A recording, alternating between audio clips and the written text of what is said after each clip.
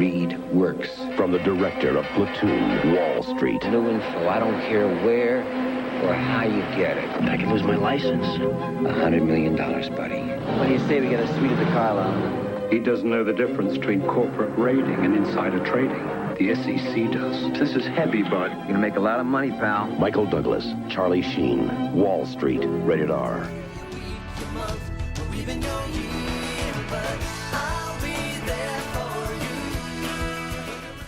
Microphone check, 1, 2. What is this? It's your boy Daryl, the host of the Time Flies podcast. Thank you for tuning in. And to the left of me, of course, this guy never leaves. He's actually gonna give me the rent money after this episode is uploaded. Nice apartment. But yo, I got Mike in the building. What's good, boy? How you doing, man? Chilling. You good? It's funny that we wore the same outfit for two pods. 2 episodes. There's something called saving. It's something called economizing. Yes. I don't know. But for this episode, we're going to do things a little bit differently. If you checked out one of the episodes that we uploaded a long time ago, we talked about He Got Game. Shout out Denzel, the fucking GOAT.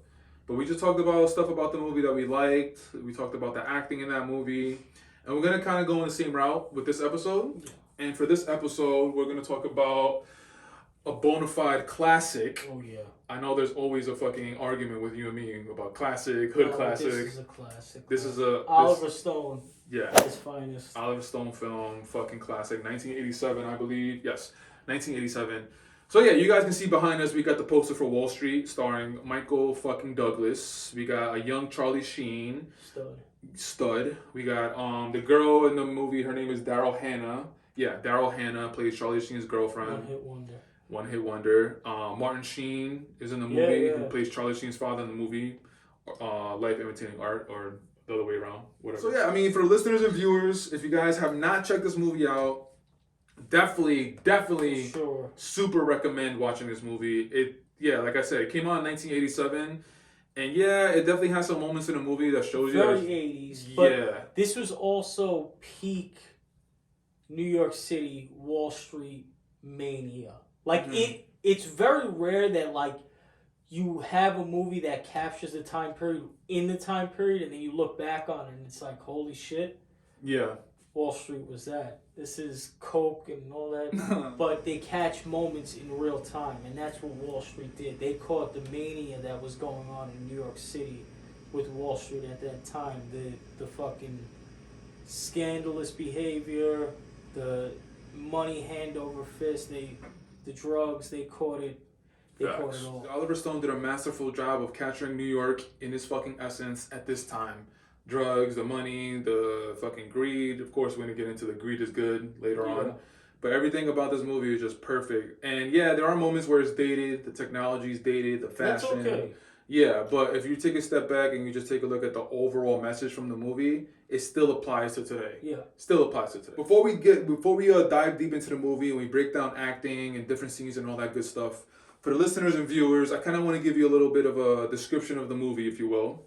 So back in the day, if you went to go to, I'm going to throw it back to Sam Goody days. Yeah. You heard? Yeah. But throwing it back to Sam Goody days, when you went to go buy the VHS version of Wall Street, you pick it up and you turn it around. There's like a paragraph telling you what the movie's about.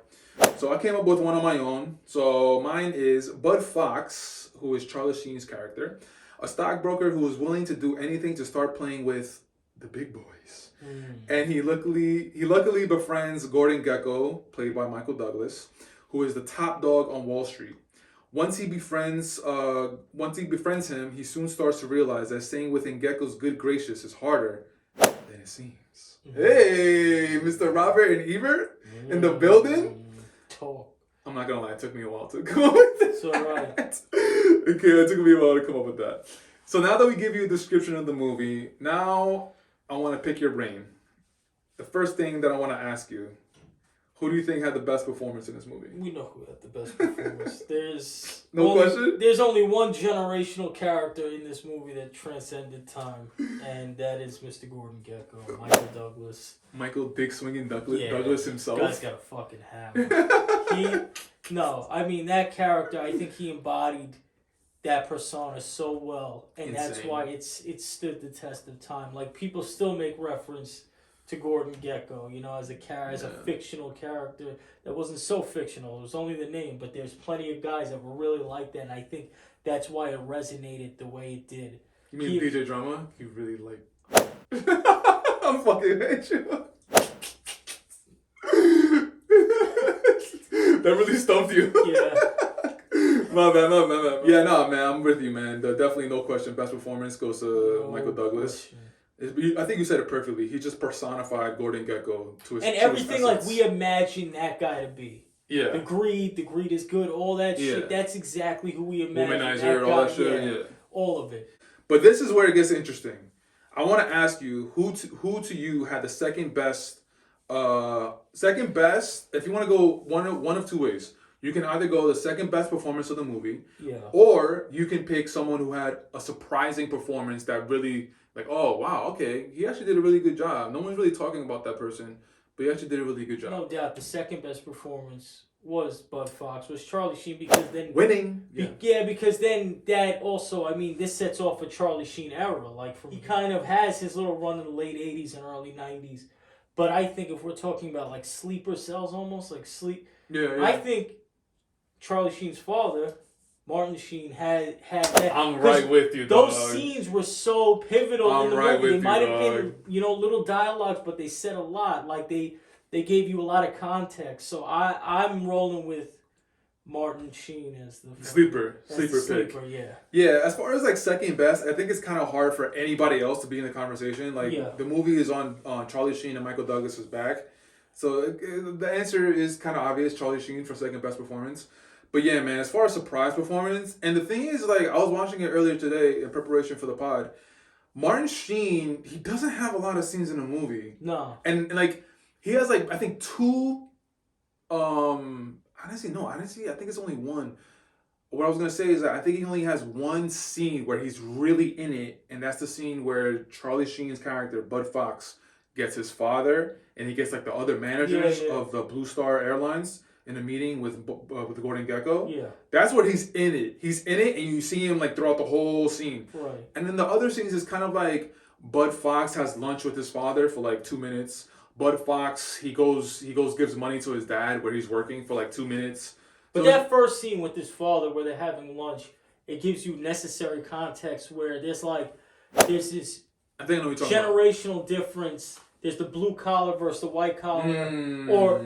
So Bud Fox or Charlie Sheen isn't exactly there yet, but he's trying to figure out his way. And you see his father proposing ideas. His father, like, as a blue collar guy, a guy who's been in the airlines, like, there was this generational gap being developed by, the fast pace Wall Street guys, versus I think that was a very prevalent thing back then, was like the old school, like, yeah, we work for this, and then you got these guys. So for that to be a father-son dynamic, it made it interesting. And I think that first scene, though, like I said, Bud Fox wasn't at his apex of Wall Street success yet. He was trying to figure out where his next move was. Yeah. But it gave you that context of his upbringing to see where he ends up. It's just, I don't know. I feel like that scene was prevalent. Yeah, I think that's the only other scene where he's like you just said, pretty prevalent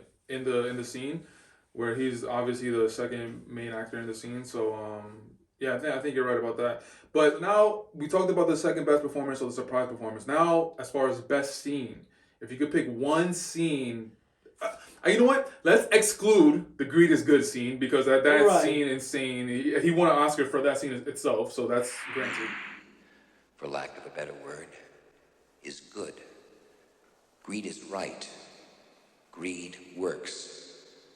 Greed clarifies, cuts through, and captures the essence of the evolutionary spirit. Greed in all of its forms. Greed for life, for money, for love, knowledge, has marked the upward surge of mankind, and greed, you mark my words, will not only save Teldar Paper, but that other malfunctioning corporation called the USA. Thank you very much. I kind of want to piggyback off what we're talking about, Martin Sheen. Low key to me, I think the best scene is when Bud Fox has his father and I agree. other managers. That's what I think too. But when Martin Sheen, when he's like, he takes a step back and he's like, yo, this guy, we all know what this guy's about. He's just telling us what he wants us to hear, but he's gonna take all of our money and he's gonna run with it. And then Charlie Sheen runs after his father, going out of the apartment, and they fight in the elevator. And Charlie Sheen is telling his father that, like, you never really try to take a risk and try to stake your claim in the world. Just like saying some real deep shit to his father, and his father is just like, damn, saying some real pretty deep shit to his father, and then that's where his father is like, I must have done a really bad job raising you.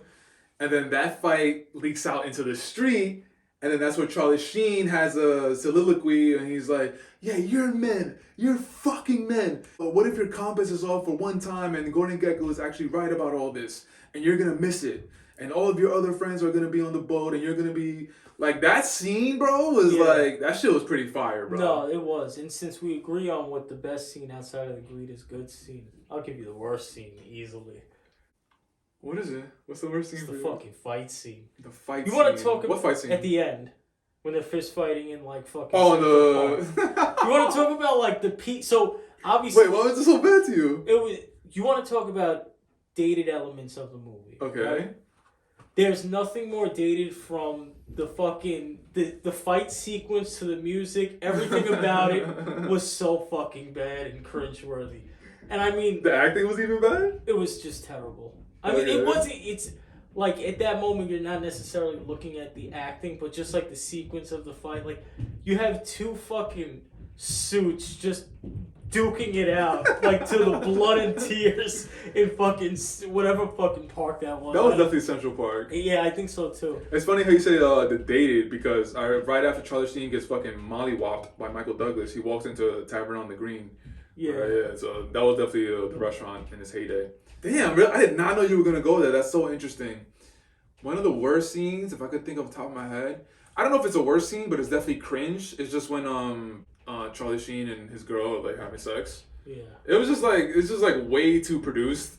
Like you see like the silhouette in the background looking like the fucking ocean and shit. But that's another element of, you know, the times. The 80s. Overproducing. Yeah, that's what the 80s and a good part of the 90s did. It was just a lot of overproducing, over dramatizing. That's hilarious. You know who was pretty funny too in the movie? The real estate agent when Charlie Sheen's looking for a new spot. Yeah. And then the real estate agent is like, "Listen, you gotta find a place to settle down. You know, once you stop wolfing around." Yeah, she was like trying to. And then she's like, "I'm taking, of course." Yo, I thought that was hilarious, yo. She's like 80 years old, trying to get some dick. Trying to get some hammer. Charlie. I just found that shit so hilarious. What'd you think of his girl, Daryl Hannah? Just as far as like acting, maybe even looks. Like she was, as far as looks, like she was for the time. I think she was state of the art for that time as far as actresses and shit in that role. She didn't really like do anything to make you go like take a step back, right? Like I mean, if time speaks and time tells you anything, clearly it wasn't anything that stood out. Because true. When you even see her again? Yeah, honestly, I don't know, but I definitely don't know. But as far as like just her role in the movie, like she did okay, right? She didn't do anything crazy. Did what she needed to do. It wasn't anything that stood out, but it wasn't anything that was so bad that it was like, oh my god, get this. Yeah. You know. I don't think we could harp enough on how fucking Michael Douglas just like. Yeah, of course we could say he carried the movie, but like he portrayed Gordon. But the thing is, like, I don't even think like he went into the movie with that intention to like, okay, I'm gonna freak this character. I think it just like naturally came to him. I feel think me? These like pieces meet in the middle where it's like there might be some secret, fucking piece of Michael Douglas as a human being that either resents the shit out of the Gordon Gekko or relates to the Gordon Gekko, so that when they act it out and their skill set on top of like the personal piece merge together and you get a performance like this. I think you get these performances where the characters are almost bigger than the movie. And that's literally what this is. Yeah. I think you get like you think of like the Joker and the Batman that came out. Heath Ledger. Yeah, Heath Ledger. You think of for me, like Alonzo in Training Day. But Gordon Gekko, like, he was one of those guys where there's just something, I don't know. Yeah. Something we can't really speak of. It's in his process. I mean. But the reason why I bring that up is because, like, nowadays we just have so much access to so much, right? Just about, specifically in Hollywood and movies, actors' process. What was their process to get into the character, right? Yeah. What was did they go method? What did they do to incorporate themselves within the lives of the character? And I say that to say, like, I don't feel that Michael Douglas went into this crazy, like, method, like, I'm only gonna be dressing up as a Wall Street guy for 2 years before shooting this movie. I'm only gonna eat what they eat. I'm only gonna go where they go. I don't feel like he did that. No. But he still pulls it off to the point where I believe him, and maybe that just says more of his charisma, his natural talent. You feel me? I think he's a naturally talented, like, it doesn't need to be said, he's a great actor. But I think what probably went into this was him more so soaking in the environment. Like, I guarantee he would, like, go down to these areas, spend time with these types of characters to get an idea of, you know, their dialect, their demeanor, their disposition, like, their perspective.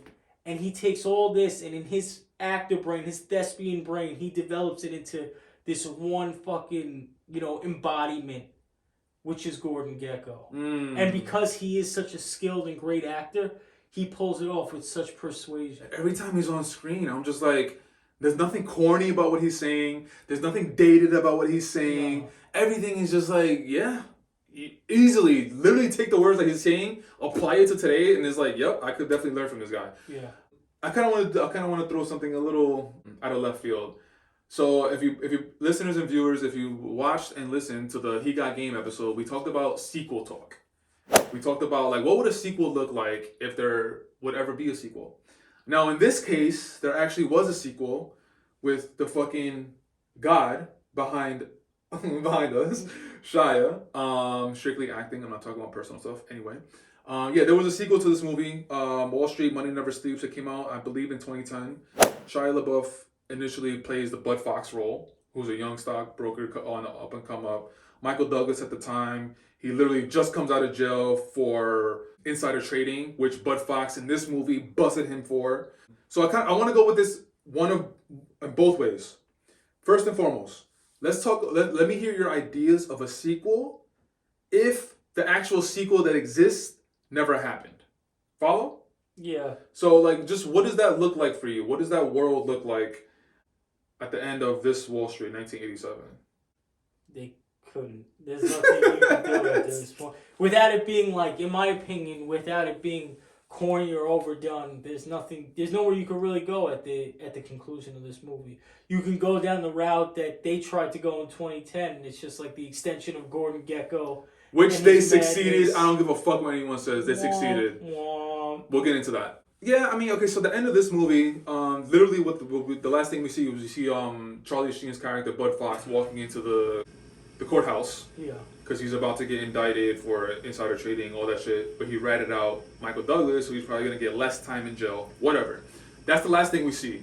Yeah, I don't know, man. As far as a sequel, if Money Never Sleeps existed, I guess we could go into the world of, like, Bud Fox actually becoming the Gordon Gekko, right?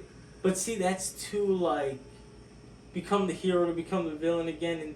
And after all that, you're going back to, you know, you're facing Fed time, you snitch on the guy, your predecessor, and you go right back to do the same thing. I don't know, it just doesn't. What do you mean go back to do the same thing? What do you mean? Like, so after he goes through all the legal trouble, he gets out, and then he goes back onto Wall Street to do exactly what Gordon Gekko was doing. Yeah, but I'm saying... then you have to compare him to Gordon Gekko at that point, which no one could do that. Well, when I say become Gordon Gekko, I mean become Gordon Gekko as far as being this icon within Wall Street. That's what I mean as far as becoming Gordon Gekko. I don't mean become this sleazy Wall Street guy who's getting all this inside information to make millions and millions of dollars. I don't mean it in that sense. Again, I mean, like, he becomes Gordon Gekko as far as, like, Bud Fox is the one getting all these magazine covers in Fortune magazine, in Forbes magazine, as literally the new Gordon Gekko. Everyone's looking to him as being, like, the leader on Wall Street. The guy who has all this money, who made the right choices in companies. You know, you feel me? But you need that sleazy or salacious element to make the movie entertaining. I mean, we're both freestyling right now, so I guess to incorporate what you're saying, I guess Bud Fox can become Gordon Gekko, and then there's this young up and coming stockbroker who wants to become Bud Fox, but that stockbroker wants to become Bud Fox in all of the wrong ways. He wants to become Gordon Gekko, but he wants to become the sleazy Gordon Gekko. You feel me? Yeah. So just to put everything on the table, Gordon Gekko's in jail. Gordon Gekko's not in the sequel that we're talking about right now. Yeah. Bud Fox steps into Gordon Gekko's shoes as far as being the leader on Wall Street, not the insider trading, doing anything he wants to do for a buck, not that. So Bud Fox is Gordon Gekko, and then there's this young stockbroker played by I don't know who. He's up and coming, and he wants to take Bud Fox's spot and become the new Gordon Gekko, but become the Gordon Gekko who is willing to sell his mom for $1. Buying companies. More a step up, a notch. Yeah. A notch up. Buying companies and fucking breaking them apart. And Bud Fox. That's a very 80s approach to a sequel, too. You caught the time. That was like very Tommy Guns and Rock and Rocky 5. Tommy fucking Gun, boy. See, this is what we do over here at Time Flies, though. We freestyle off the dome like fucking Murder Mood. Call me Murder, because all I do is... No. I almost went for it. You almost went for it. Alright, so that was us freestyling. So now... or you could have Michael Douglas running Wall Street from the fucking prison cell, giving stock tips to these young brokers. I'm done. Michael Douglas in a do-rag is Joe? Shit. I'm fucking done, son. That's hilarious. What would the movie be called? Behind the Wall Street. Behind the Wall Street. Oh, that's hilarious. Did you see Money Never Sleeps? The one with Shia? I didn't get through much of it.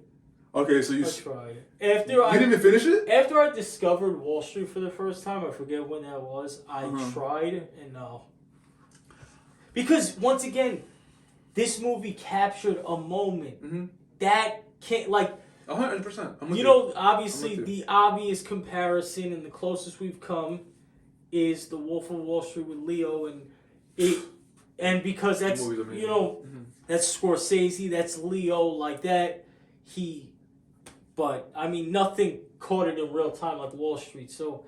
Wolf of Wall Street is this on, like, 100 times steroids. Wolf of Wall Street is, I think, a more realistic look into what that lifestyle actually was. I'm with you. Yeah, no, I'm with you. That Wolf of Wall Street, that's like one of my favorite movies ever. I mean, it might be in one of our episodes up and coming. Maybe. Yeah. Okay, but going back to Money Never Sleeps, which is the sequel to this.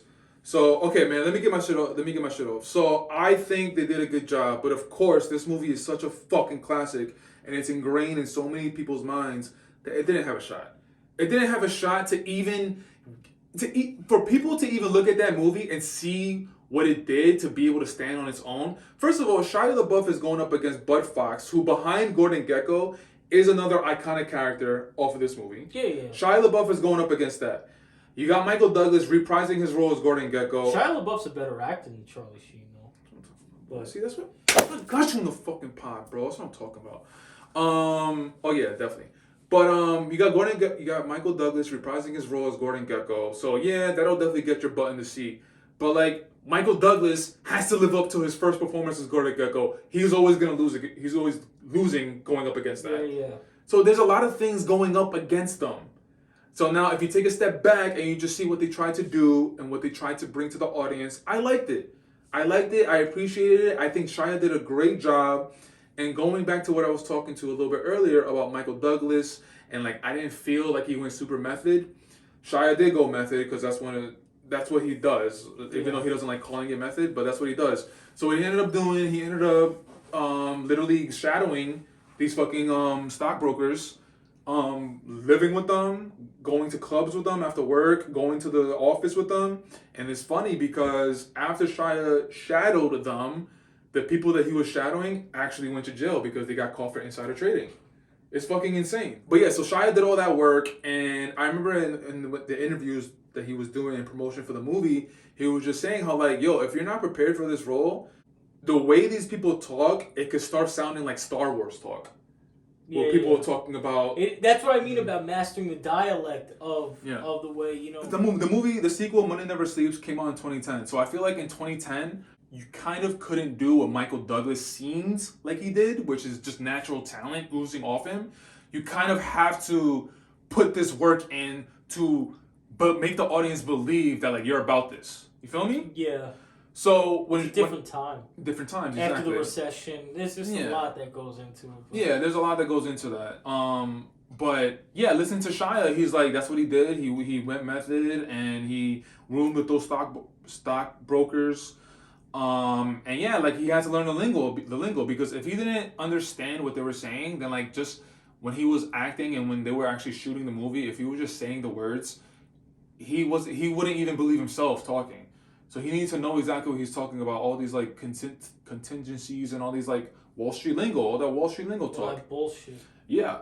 And yeah, man, I liked it. I liked it. I still watch it. Definitely not on a consistent basis, but I watch it every couple months because I like watching Shia's movies, and I think that's one of his better performances. Okay, so having said all of that, now I want to still talk within the sequel talk. If we're gonna build off of a sequel off of that movie, what would it look like? And just to give you a little bit of perspective, at the end of Money Never Sleeps, Gordon Gekko is basically turning over a new leaf. He's trying to be, after spending so many years in jail, and within that movie, within Money Never Sleeps, he steals $100 million from his daughter, Winnie, and he uses that to get back on top. He goes to London, he starts his own brokerage firm, and you see him become Gordon Gekko again. Yeah. But at the end of the movie, he ends up giving back the $100 million, which is why Winnie, who's played by Carey Mulligan, which is why Winnie and Shia LaBeouf's character break up, because Shia LaBeouf was going behind Winnie's back, talking to Gordon Gekko the whole time, which is how Gordon Gekko was able to get the $100 million. So Gordon Gekko, he turns over a new leaf, and he gives back the money, and Winnie is pregnant. She's about to give birth. And Gordon Gekko is going to become a grandfather. And now that I'm talking about it, like, I don't know how... Did you even see the ending of that movie? What, of this Money Never Sleeps? Hell no. Oh, man. So I literally just broke it down for you? Yeah, you just broke it. No, I didn't get through more than the first, I think 20 minutes of the movie. Damn, was that bad for you, bro? It was just, there's certain movies that you just don't even bother with You're better off making a remake than attempting to do a sequel. You're better off making a modern version of a classic of the first one? Than trying to pull off a sequel. Yeah, to each his own. I feel you know what I mean? It's not like...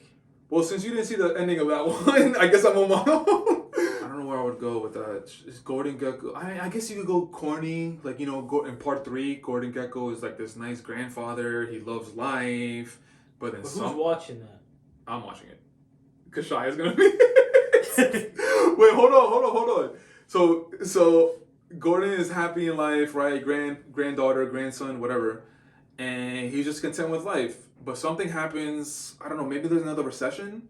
Maybe there's a recession, and that's where Gordon Gekko gets his ass kicked, and he's just like, you see, this is what happens when there aren't certain leaders put in place.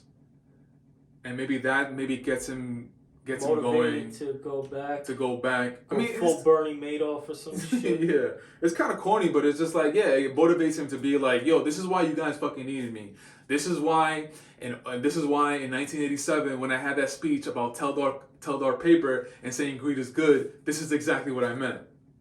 Let's go, baby. And then it has a monster scene, but the rest of the movie is basura. I mean, listen, I don't get paid millions of dollars for writing screenplays. But Hollywood, if you want to, hire me, you feel me? I'll get Shia on the first plane, you feel me? But that's that. Freestyling, that's the only thing I could come up with. Yeah, no, it's tough. You gave yourself a tough job there, bro. Literally on the spot, though. Not only come up with the sequel, but then come up with another, like... Yeah, nah. Literally on the spot, because I didn't have time to think about it before recording this. Now, I do want to, last thing, because of course I got... Everything right now is about Shia, you feel me? I want to try and think of a way of how to incorporate Shia. So Gordon Gekko, he gets pissed. He needs leaders back in place. So that's what he goes into, is like you said, Bernie Madoff shit. Now, where and what does Shia do I don't want to say he accompanies him because that doesn't really make sense. Obviously, help me out. If you think of anything, let me know. Would he be the opposing force? He would be. That would be the only thing. Like, this guy's bad. This guy, bad. You know what would be crazy? Try and remind him of, like... Yeah, what would add some, like, cachet. It wouldn't really do anything for the movie itself. But if you had a Bud Fox cameo at some point in that, like... Yeah. I don't know where, why, or what space it would occupy, but... I wouldn't want a cameo. If Bud Fox would be in the movie, he needs to be in the movie. I don't want a cameo for him. Because that's what they did in part 2, and that shit was trash. Oh, he popped out in Oh, 2? my God. You didn't even get that far. No. Oh, my God. Oh, yo, shout out Josh Brolin, too, because in part 2, I think he did an amazing job, too. Josh Brolin is one of the low-key best actors in the game right now. But yeah, Bud Fox, he pops up. He pops up for like literally a 2-minute cameo. Was Money Never Sleeps Oliver Stone also? Mm-hmm. Yeah, he directed it, yeah. It's interesting. Bud Fox pops up. Literally, we didn't need it. We didn't need it. So if he comes, if Oliver Stone directs part 3 and he wants to incorporate Shia and also Bud Fox, I want Bud Fox to be a main character in the movie. You know what? Fuck it. Bring the whole gang back. Bring Daryl Hannah back too. I want to see what she's doing. Yeah. I want to. We don't need her. Make me look her up after this because I don't know. Yeah, we don't need her at all. But fuck it. Bring it back, and please do it tastefully. Nostalgia. Yeah, but do it tastefully. Gordon Gekko, Shia, Carey Mulligan, Daryl Hannah, Martin Sheen. Martin Sheen's still alive in real life, right? Yeah. Yeah. Fuck it. Do it, but do it tastefully. And throw Donnell Rawlings in there. Donnell Rawlings? What the fuck? I don't want to say that I definitely want a part 3, but if they're going to do a part 3, bring back the gang and do it tastefully. Fair enough. You feel me? I respect it. Closing thoughts. Low-key, you know one thing I miss about like the 80s and 90s about movies? So when they're promoting the movies, obviously movie poster, but every movie poster had a fucking tagline. Every dream has a price. So it's like a kind of like a word on play with the theme of the movie, right? Literally, we don't get that at all. That's why you're on the pod. Literally, we don't get that anymore. It's like, this is the movie, we're going to drop 30 different trailers, we're going to drop 15 teaser trailers, and then 15 real trailers, and then we're going to put it on all social media, no thesis statement, and I fucking... But that's because marketing was everything back then. It was a whole package deal. Now it's like, let's put the trailer up on YouTube, let's get it in key places. Yo, if I was the president of like Warner Brothers Studio, of like all these movie studios, I'm doing what nobody else is doing. I'm bringing it back to one trailer. I'm bringing it back to one thesis statement on a poster. And it's like, less is more, bro. Especially in today's world. Everybody is dropping 6 so much different trailers, bro. Less is more. And it's interesting because literally the least amount that you do is going to get the most attention. Yeah. Which is, when you think about it, it's like an oxymoron. But it works. No. It's counterculture. And I don't understand why the president of these studios don't think like that. I like doing these type of episodes. Yeah, absolutely. Yeah, I just like it's something different. And we get to talk about something a little bit more specific and just dive deep into like acting and all that shit. So you know I love movies, but Mike, I want to say thank you, man. Always. Thank you. Always appreciated for you coming through. Yeah, man, so just like every other episode, all of the links will be down in the description below for all the socials. Again, like I said, I crossed over into the dark side. There is a TikTok. There is a Time Flies TikTok. That link will be in the description. Make sure you run up the numbers, not just on TikTok, but on Instagram, Twitter, Reddit, all the good shit. And of course, I always gotta show love to, personally me, the best actor in the world right now, Shia LaBeouf. As you can see above the TV behind me, I got these are some Shia LaBeouf Time Flash shirts that I created a few months back. This shirt that I have in my hand is the front of the shirt, different characters from different movies that Shia portrayed, and over there is the back of the shirt, more characters from different movies that Shia portrayed. The website for that, the link for that website will be in the description, of course. And again, it's a one-stop shop, very easy. I have all the measurements up there, so it'll be easy for you guys to find out what would fit, what doesn't fit. And yeah, man, if you want to support the boy, just the website will be in the link for the website will be down in the description below. And this, I want to be the first of many different actors, a series of actors, my favorite actors. I don't want to say who else do I have in mind, but this is gonna be the first of many. And yeah, man, hopefully you guys can support. But until next time, I'm your host of Time Flies Podcast, Dariel. Thank you so much for tuning in, and we'll check you out on the next episode. Peace. Your anger and your hate, I think, is coming off as erratic to people. Passion, my passion. It's all Okay, passion. your passion Yes. is coming off as erratic Right. to people. Well, you borrow my brain for 5 seconds and just be like, dude, can't handle it. Unplug this bastard. Yeah, because it fires in a way that is, I don't know, maybe not from this particular terrestrial realm. What Some you a are saying doctor that of? you're bipolar. Wow, what does that mean? I guess that, you know, you're on two ends of the spectrum. Wow. And then what? What's the cure? Medicine? Make me like them? Not gonna happen. I'm by winning. I win here and I win there. Now what?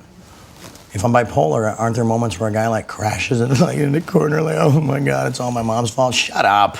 Shut up. Stop. Move forward. See, it's oftentimes says unknown, but occasionally, you know, a giant marquee name comes through on your caller ID and it's like, winning. When was the last time you used? I use a blender, I use a vacuum cleaner, I use, household items. When was the last time I ingested or took drugs? Yes, when was the last time you took drugs? Such an AA stupid expression or term. I don't remember. I do not remember. A week ago, 2 weeks ago, Maybe a month 2 days ago. 6 weeks. I don't know. It was a couple days before the suits rolled in and said, change it, change everything, we're shutting you down. Tell me about the last time you took drugs. The last time I took drugs, I probably took more than anybody could survive. You know. What are we talking about? How much? I don't know, man. I was banging 7-gram rocks and finishing them because that's how I roll. I have one speed, I have one gear. Go. How do you survive that? Because I'm me. Because I'm me. I'm different. I just have a different constitution. I have a different brain. I have a different heart. I have a different, I get tiger blood, man. You don't worry that you're going to die when you take that many drugs? Dying's for fools. But you're only Dying's for human. amateurs. Now, there's certain blends I will not entertain because that's how people go down. I'm too smart to do that. So, I'm sorry for the guys that happened to, but you should have read the directions before you showed up at the party. So you actually have a strategy about how you take your drugs? No, I just have a couple of rules. I don't know if it's a strategy. Are you worried you're going to relapse? No. Why? Because I'm not going to. Period. The end. But how do you I blinked know? and I cured my brain. That's how. Everybody has the power. Just because everybody, can't is the cancer of happen. Mm-hmm. Can't is the cancer of happen. I can't do it. The Nike slogan doesn't say just try it. Oh, okay. Just try it. No, just do it, man. But you love to party. I mean, what's not to love? How do Especially you... when you see how I partied, man. It was epic. The run I was on made Sinatra, Flynn, Jagger, Richards, all of them just look like, droopy-eyed, armless children. When you look back at the last time you used drugs, are you disgusted with yourself? Or do you think, No, how could I have done that? I'm proud of what I've created. It was radical. You're proud of that party moment? Of course. Why Of doing wouldn't all I those be? drugs? No, Why would you be? Because I expose people to magic. I expose them to something they're never otherwise going to see in their boring, normal lives. And I gave that to them. I may forget about them tomorrow, but they'll live with that memory for the rest of their lives. And that's a gift, man.